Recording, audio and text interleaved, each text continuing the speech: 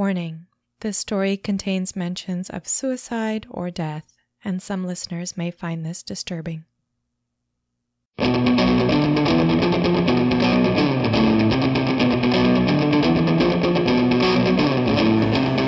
Escape Pod, Episode 817, A Dragon in Two Parts, by Kia Nicol.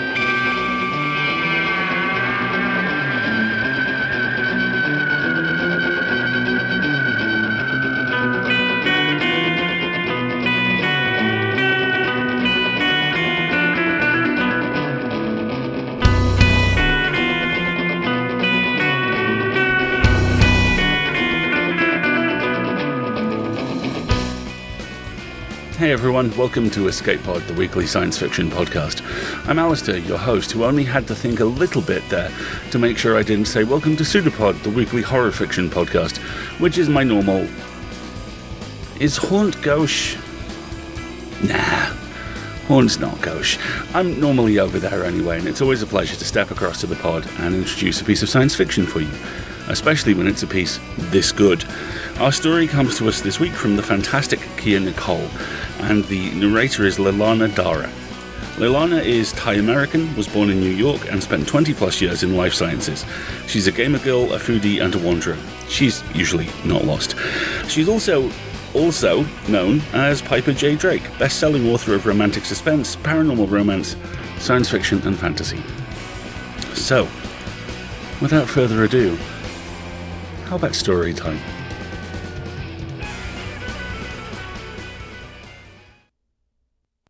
A Dragon in Two Parts, by Kia Nicol. Read by Leilana Dara.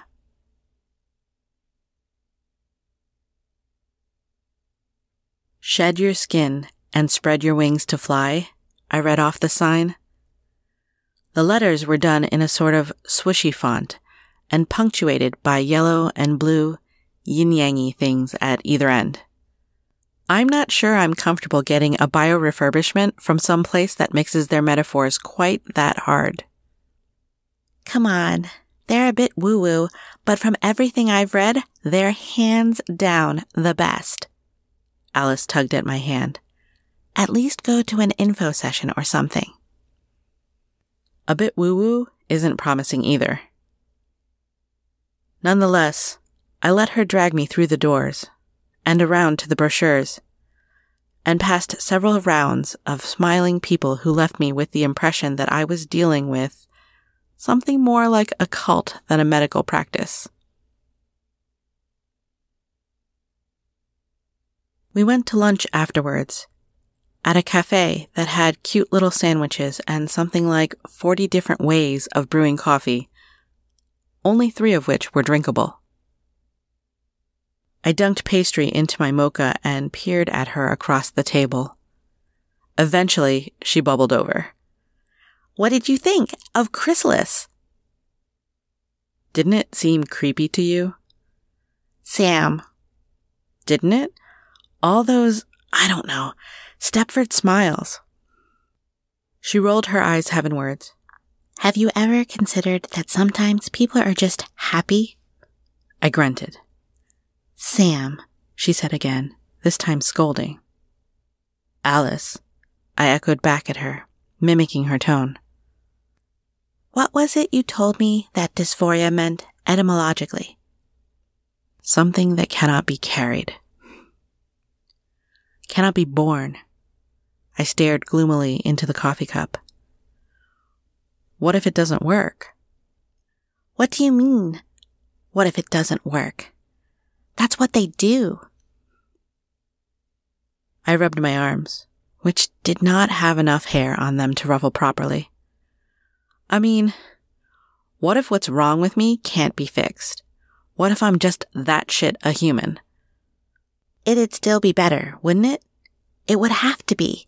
At least read the brochures. Why are you so fixed on this? Because you're miserable, she said, with a rather uncharacteristic bluntness that made me look up at her. It's not just the autoimmune fuckery, I can tell. I can't. I leaned back and picked up the coffee, warming my hands against it. It warps things. If I tried my immune system for treason, had it executed, and got a new one installed, how awful would it be if I still hated my life? Alice sighed. I had noticed that she did a lot of that lately, and the shaking her head that came after.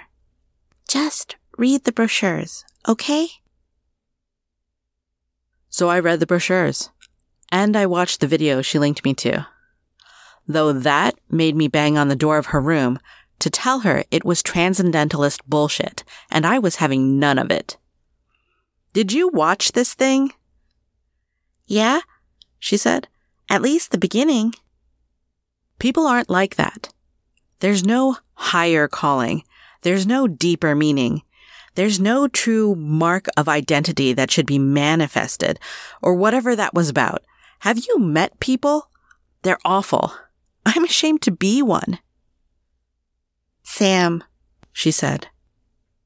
I would have slammed the door in frustration, but she had shoved her foot in the way. It cannot be carried, she said, and then stepped back so I could yank the door closed. It was less satisfying than I had hoped it would be. After that, she stopped nudging me about it, which made her easier to live with. She didn't bring it up even when the pain got worse, when my hands spasmed into useless claws and had to be coaxed back into function. She didn't have to, though. I kept thinking about that open lobby with the smiling people in it and how strange and brainwashed they all seemed. Why, I kept wondering, did they keep smiling like that?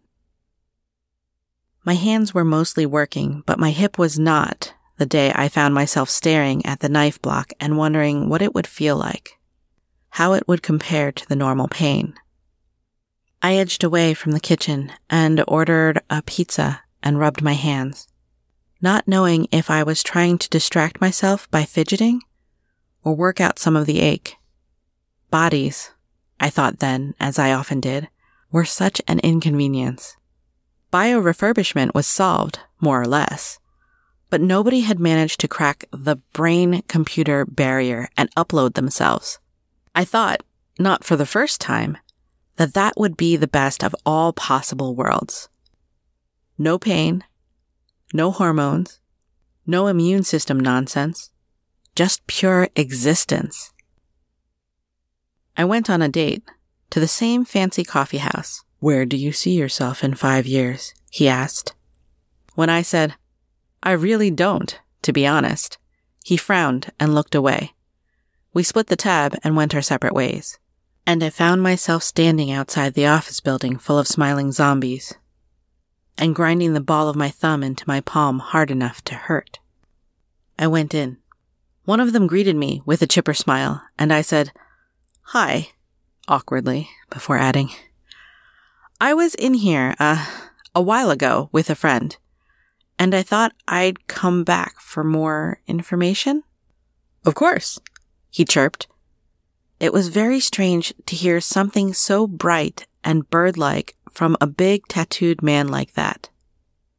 Though, I supposed that was what I got for assuming that that sort of perky was necessarily tiny and blonde like Alice. Or it was more evidence that this place was a cult. Would you like a session with a human guide or an informational AI? Guide sounded creepy. The AI, I guess. No problem. His hand passed over a control panel, flicked, shifted. It was some fancy gestural system, and I could be distracted by the tech. He spotted me and grinned. Neat, huh? All I have to do is... He twitched 2 fingers slightly. And it pops up a new patient database. This, he shifted his hand, gives me the schedule for the holographic chambers. We have an opening tomorrow at 2. Can you make that? I know it's an inconvenient time. Tomorrow at 2 would be fine, actually. If I could see your ID to lock in the reservation? I rummaged and handed it over. I assume you use the holograms for something other than convincing newbies to sign up? He scanned the card and handed it back. Oh, They're part of the intake system. We have people go through a bunch of scenarios to test out how they'd like to respond, to react to situations. It's very, what's the word? Ecological. It was a strange word to choose, but I almost thought I knew what he meant by it. Huh, I said. That's interesting. So, Samantha, is it? Sam, please. Oh, sorry. He gestured, typed something in, presumably so the AI knew what to call me. Are you interested in transition-related bioformat then? We have an expedited process for gender affirmation. What? No? I waved my hands at him. Not what I'm looking for. He cocked his head to one side. No worries if that's not your deal, he chirped. We just understand that alleviating dysphoria can be life-saving. Yeah, I said, and put the card away again. I was relieved he didn't do anything more than collect the rest of the information he needed, get me to fill out a short questionnaire, and hand me a business card with the time of my appointment on it. I glanced at it before tucking it away, and this time I noticed that the weird yin-yang was actually a yellow snake intertwined with a blue bird, maybe a hawk, though it had a neck like a stork. The two animals' heads made the little dots on the other side's color. When I got back to the apartment, Alice was home already. How was your date? I grunted. What, again? One of these days, you really have to manage to get to 2. I think I'm just too nihilistic. And anyway, I've got doctor appointments all day tomorrow. One of these things is not like the others, she pointed out. Do you need a lift? Nah, I can take the bus. I'm not entirely an invalid. Something new in the afternoon? I thought you just had endocrinology and the PT. I shrugged. Really busy day, I guess. Well, let me know if you need anything. She wandered off, humming cheerfully. I wondered how she could manage it, the cheerfulness. I couldn't tell if it was a defect in her character or mine, that she could live in the world and hum like that. And I was stuck with grim realities of being human. Those grim realities meant blood tests in the morning, and then the regular appointment with the torturer who was supposed to be fixing something which wasn't entirely explained and wasn't working anyway. I did not stop at the fancy coffee shop for lunch, because I wanted real food in reasonable quantities.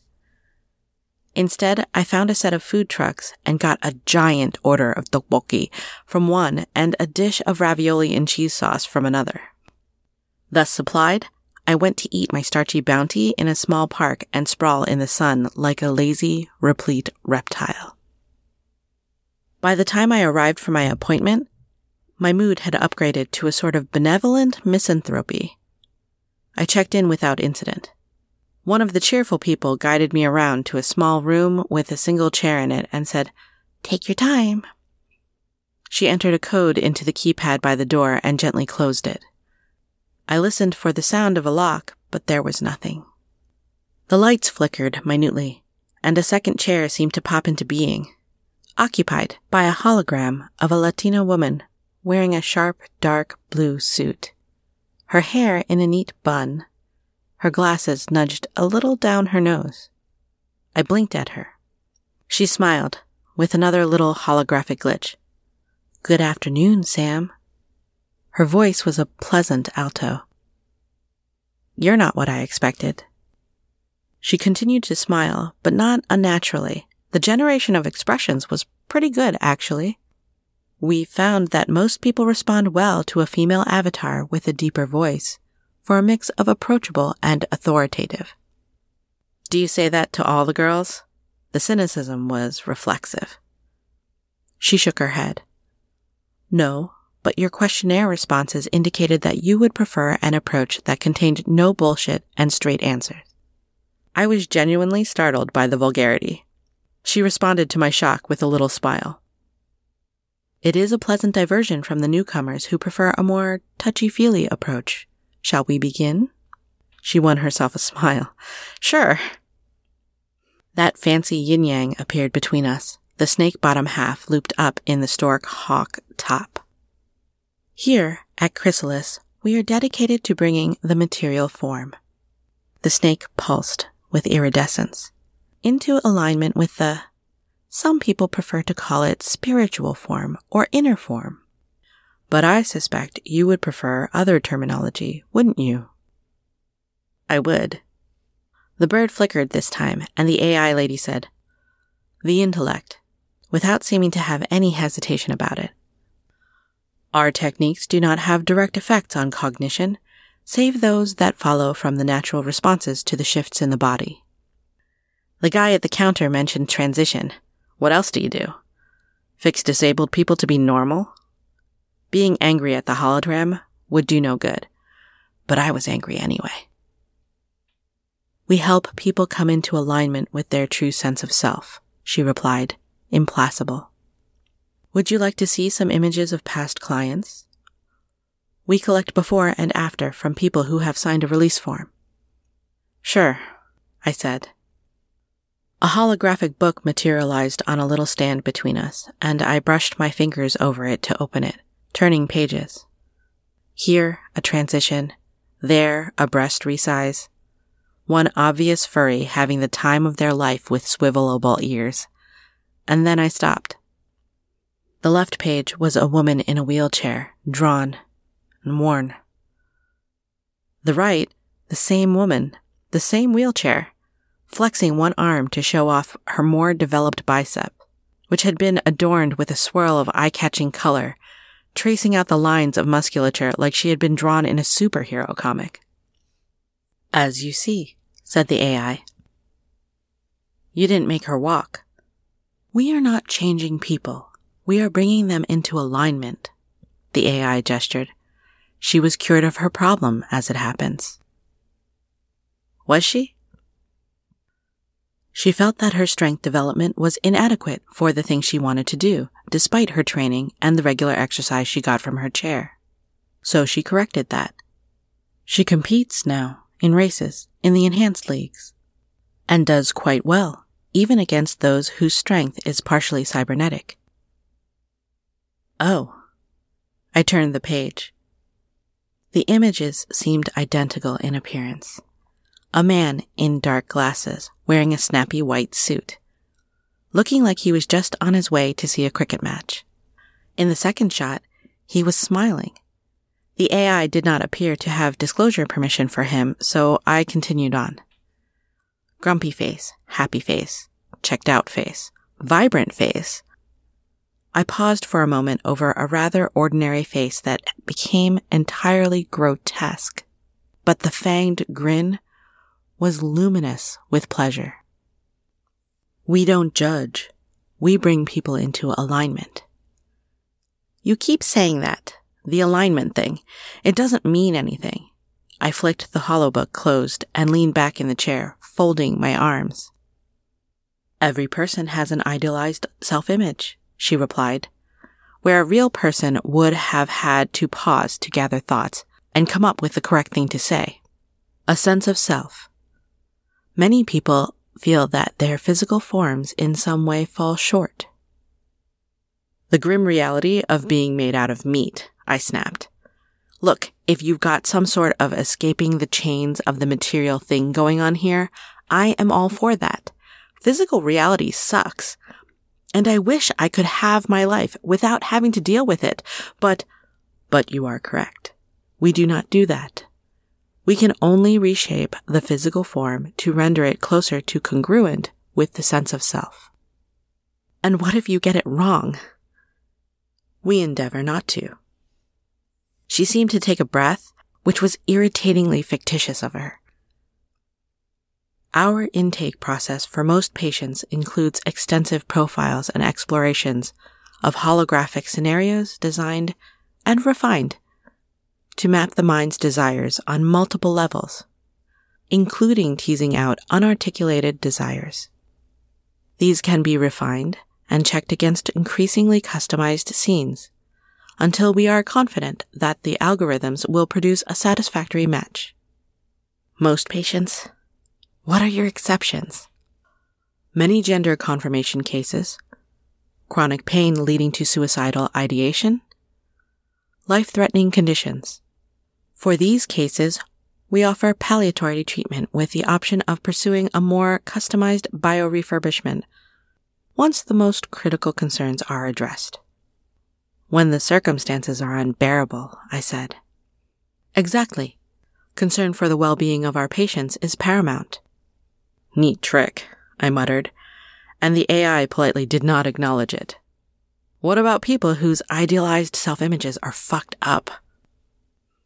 We do not offer psychological services, she said, quite prim. Our algorithms have a number of safeguards to ensure that nobody takes on a modification that is incompatible with survival. There are limits to the physical changes that are possible. The only successful limb additions we have managed have been tails, deriving from modifications to the coccyx. In addition, we have chosen to exclude certain options to remain in accord with our ethical vision. I thought you said you didn't judge. We do not judge, but that does not mean we consent to turning you into a goat. I spluttered. Has that sort of thing happened? On occasion. She did not offer anything further, and I waited long enough to feel awkward before saying, "How does this holographic scenario thing work?" We begin with some questionnaires to determine your conscious goals for a biorefurbishment. Beauty, strength, flexibility are common, along with treatment programs for conditions otherwise rectified through surgery or long-term medication. Using those as a baseline, we present scenarios and record reactions to those scenarios. At the patient's option, these scenarios can be enhanced with the use of hallucinogenic treatments to reduce the barriers between reality and the idealized self. Isn't that dangerous? The option is not offered to clients with a medical history indicating that such usage is likely to have adverse effects. And we of course monitor our recording sessions extensively. Can I see an example of one of these scenarios? The AI paused, and I got the impression she was checking in with some human decision maker. You have not provided any background consultation to develop a scenario, nor releases for recording. I can offer you an non-customized experience. I'd like that, yes. May I have your binding verbal assent to record the following session so that its data is available in the event that you become one of our patients? I had to think about that, turning the implications over in my head. They didn't have any brain scanning equipment on hand, at least. Eventually I said, "Yeah, fine. Thank you. I will dematerialize my visible form for the duration. If at any point you wish to end the scenario, you merely need to say so." Any specific safe word or something? Not necessary in this circumstance. She and her chair flickered and vanished, and her disembodied voice said, "Please stand so that we can safely clear the chair." As I stood, the chair slid back, and then the room flickered and changed. I went still, wondering how much of the apparent furnishing had been an illusion that I had not spotted, then took a moment to take in what had replaced it. It seemed to be a rather bland and featureless lobby. White walls, no front desk, several pedestals with art on them, a double-handled vase here, a reclining woman there. All of them a brownish black that made the whole room an overwhelming monochrome. I paused for a moment to look at a black feathered mask before peering through the several doorways. The first one had a little tea shop that was so very like the coffee place that I had to laugh and move on, utterly untempted by ogling illusory dainties. The second, an art gallery, had actual color, but I moved past that too, stopping at a third. A path that wound down into a garden. I chose that one, following the paths that seemed most interesting, until I found myself exploring a lush wilderness and making my way towards the sound of a waterfall. It was vivid enough that I was slightly startled that brushing my hand through the spray did not leave me damp. If I'd gone through the art gallery, I addressed the invisible presence, It'd have brought me through to the things that I actually liked eventually, right? That is part of the function of the algorithm. Ideally, we would start with some knowledge to make the process more targeted and efficient. Thank you. This has been very informative. I think I'm done now. Of course. The jungle vanished, and I found that I had not ventured more than 5 feet from where the chair had been, which left me staring at the floor and wondering how it worked. Do you have any other questions? Not right now. Thank you. A human will be here in just a moment to make certain you don't get lost on the way out. Thank you. The human arrived perhaps 30 seconds later and brought me out, and I took a moment to lean on the counter and ask her about the fuss of payments and expectations and what I would need to know, collecting a new run of pamphlets and eventually going home. How was your day of doctors? Alice asked. Considering a new therapy. It's only 10 a session. Twice a week, max. Weirdly affordable. Do you think it might help? In the long term? Maybe. How long do you have to try before you know? I shrugged. I think it'll be more fun than PT. Maybe. Worth a try then. You need more fun. More fun than PT's? Not a high bar, I pointed out, and she laughed. I wondered if I should have told her it was the chrysalis thing, but I wasn't sure how she would take being right, so I didn't. When I went back, there were questionnaires, detailed ones, some of them like those personality tests that cults do, others asking what I was looking for in a bio-refurbishment. I could answer the ones about pain, at least. I read a booklet titled Serpent in a quiet waiting room, rolling my eyes at the parts Alice would probably call woo-woo, but thinking about it afterwards, I could not shake the impression that it had a point, and further, a point that left me questioning my vague, brain-in-a-box ambitions. Which program would you like to run today? Said the docent. They called them docents, as if these little experiences were part of a museum tour. I tapped the book against my hand. This was talking about... This is going to sound stupid. I don't think it will. I wanted to reassure myself that his smile was vapid, but it wasn't. It talks about this, dissociation that lots of people have with the serpent stuff. The physical, the passionate, the visceral. That these are things that are, demeaned. People who work with their hands rather than in an office. Women's physicality used as a weapon against them. Can't you be rational? He smirked, waved a hand. Yeah, all of that. I got it a lot when I was younger 'cause I'm gay. What do you mean? They'd try to paint it as an obsession with sex rather than the supposedly higher and more noble pure love, you know? Respectability depends on divorcing from the body. It's some fucked up shit. It was rather more casual and human than most of the people here had tended to be, and I wondered if the AI had recommended a docent who would say shit to me. So you're dealing with that? It's a heavy load. I stopped. Long story short, getting the fuck out of my body has a lot of appeal to me, and I think I have to see if I want to get over that. If I'm going to get anywhere. Gotcha. I know just the thing.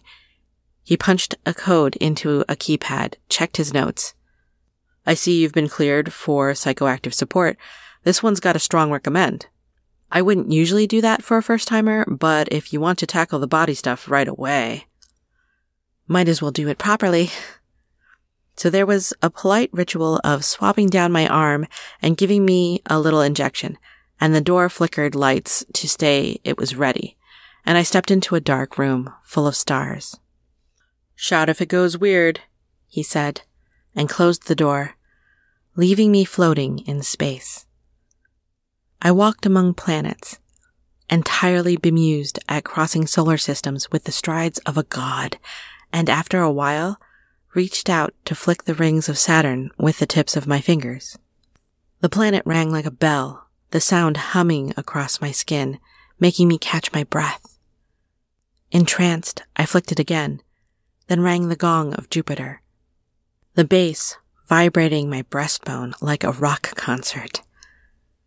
It almost didn't matter that my fingers passed through the holograms.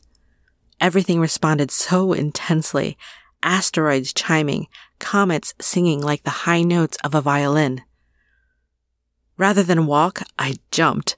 I bounced off Mars and spun across the surface of the sun, ducking through prominences and feeling heat rising up my legs.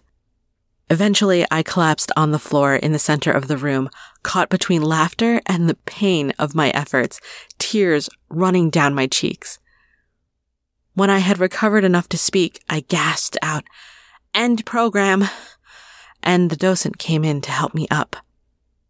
"You all right?" he asked. "Hurts like a motherfuck," I said, and slumped into a chair. "That's why you want out, huh?" "Yeah."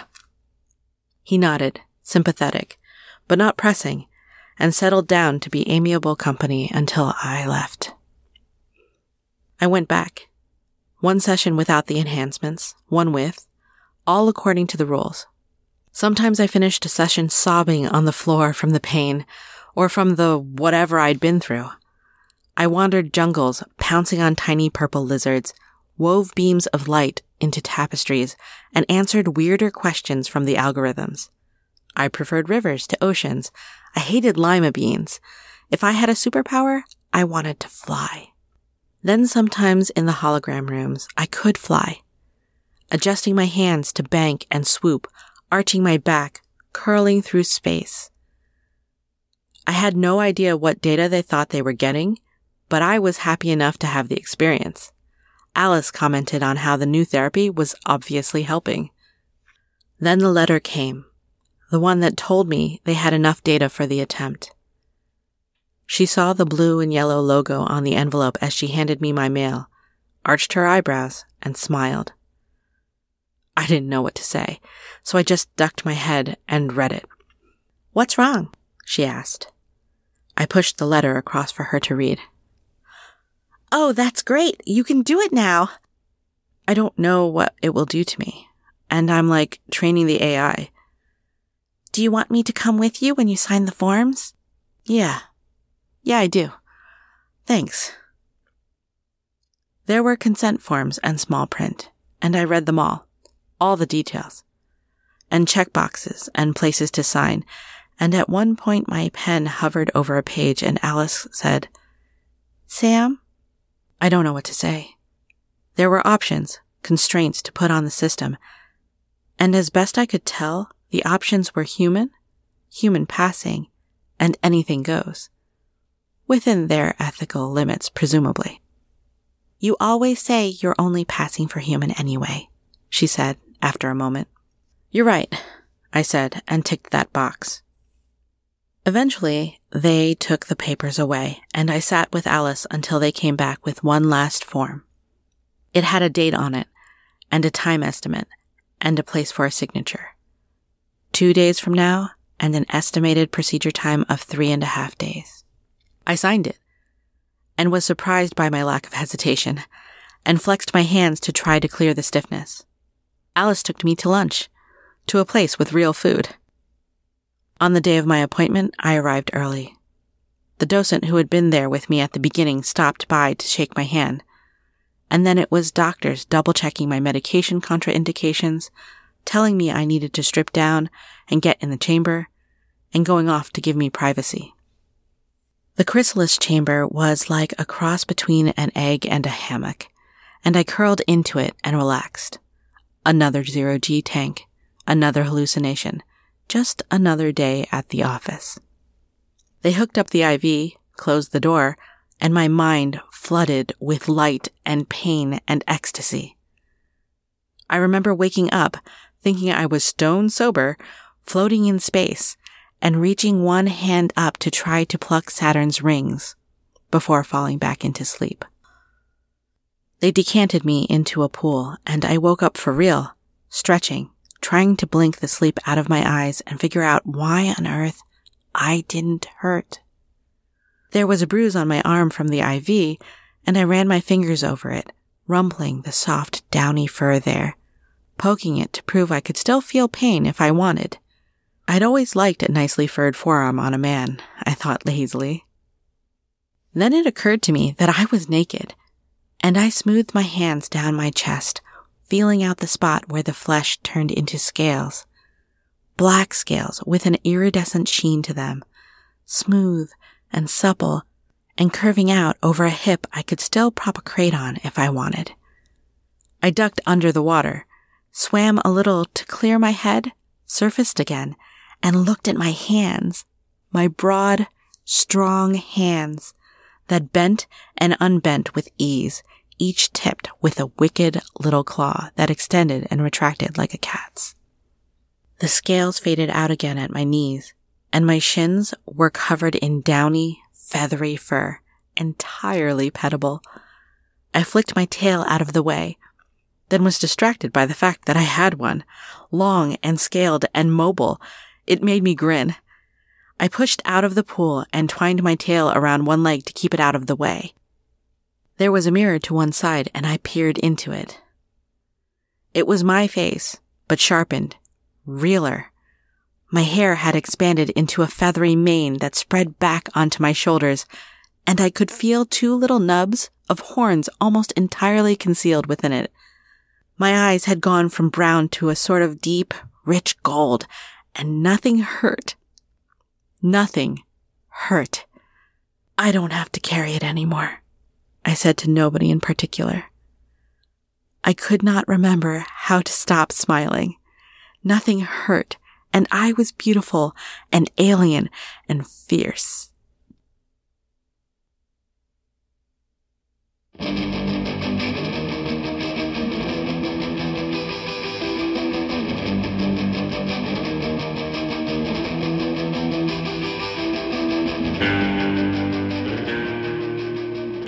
Three lines from this story brought me up short. We're going to talk about them, and it's going to bring up issues of body confidence and self-image. This is heavy stuff, although, like this story, we're going to end up at an extremely positive place. So, if you would like to step away, no one's going to be offended. Happy New Year, thank you so much for listening this year, and we will all see you in 2022. For those of you staying, thank you. First off, we have this. The grim reality of being made out of meat. I feel that in my bones. Right now, I'm struggling with the consequences of weight put on over the pandemic to date, the possible corrective measures available to me, and the fact that in an entirely unrelated incident, my left knee got sprained 2 weeks ago, and I'm still walking it off. Also, in retrospect and saying it out loud, walking off a knee injury may not be helping. I've worked my whole life to feel comfortable in my skin, and so many of us have done the same thing, and sometimes even now, it is exhausting. My knee clicks when I move. It reminds me of the initial injury caused by a bad throw at a judo lesson a decade ago. It reminds me of how less fit I am after 2 years of pandemic and not being able to exercise properly. It puts me at the top of the helter-skelter, gives me the mat to sit on, yells, "Pop goes the weasel," and shoves me off, making sure to grab a lifetime of being told I'm too big along the way.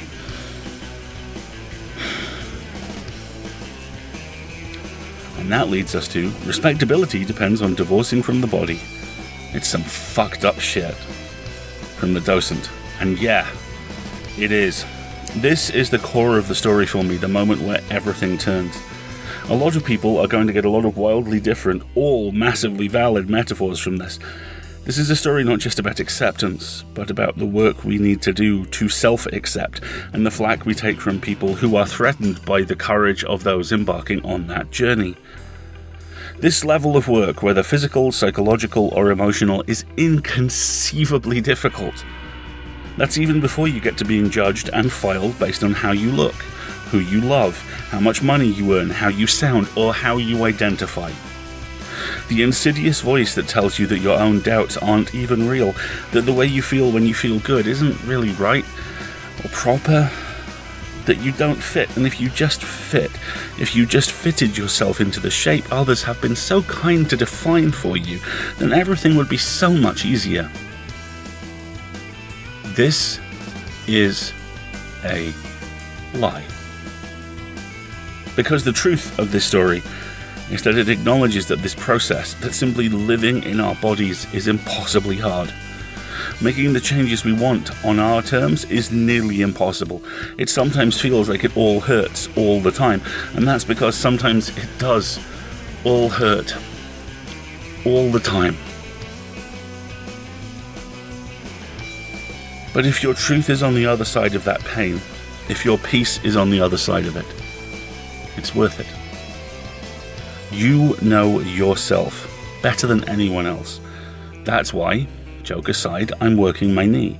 That's why I'm exercising more, and that's also why instead of assuming I didn't deserve minor issues being resolved, and I just deal with them, like not replacing the shoes which injured my knee, I'm dealing with them.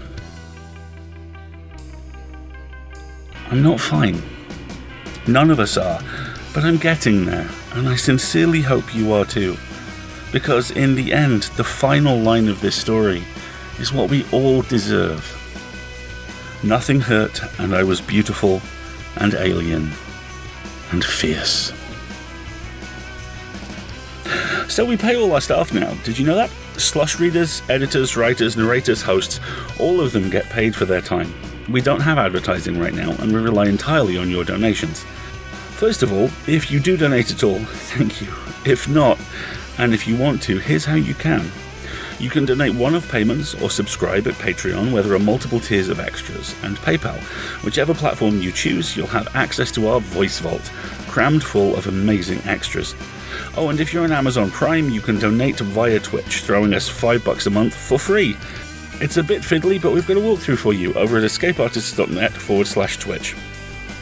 If you can't afford that, and we absolutely get if you can't, then perhaps you could donate some time. There are 3 major ways you can do this. If you liked an episode, link to it.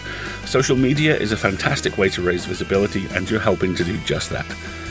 If you liked an episode, review it. Leave a review at your favourite podcatcher, and the more there are, the more discoverable we are. You are literally helping by being enthusiastic.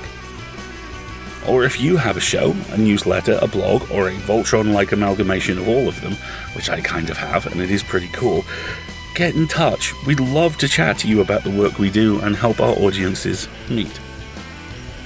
Also, we have amazing new t-shirts. The Void Merch EA store, opened in collaboration with the amazing Jordan Shively, has new designs for every show and more on the way. Check it out at voidmerch.threadless.com/collections/escape-artists-inc-x-voidmerch1. And if you failed to write all of that down, don't worry, it will of course be in the show notes. And one of my New Year's resolutions is perhaps not to read web addresses aloud. Be beautiful and alien and fierce, my friends. We'll see you next year, when, as now, we will be a production of Escape Artists Inc. and released under a Creative Commons Attribution, Non-Commercial, No Derivatives license. We're back on January 6th, when we're kicking off the year with a 2-part Christmas at the Hilbert Astoria by Sam Schreiber. Your narration is by the fantastic Dave Robertson, the mighty Summer is on audio production, and the amazing Tina Connolly has the host chair. Thanks to Adam for audio production on this, thanks to Kia for the story, to Lalana for the fantastic narration, and to you for listening. We'll see you next time, folks, and until then, have fun.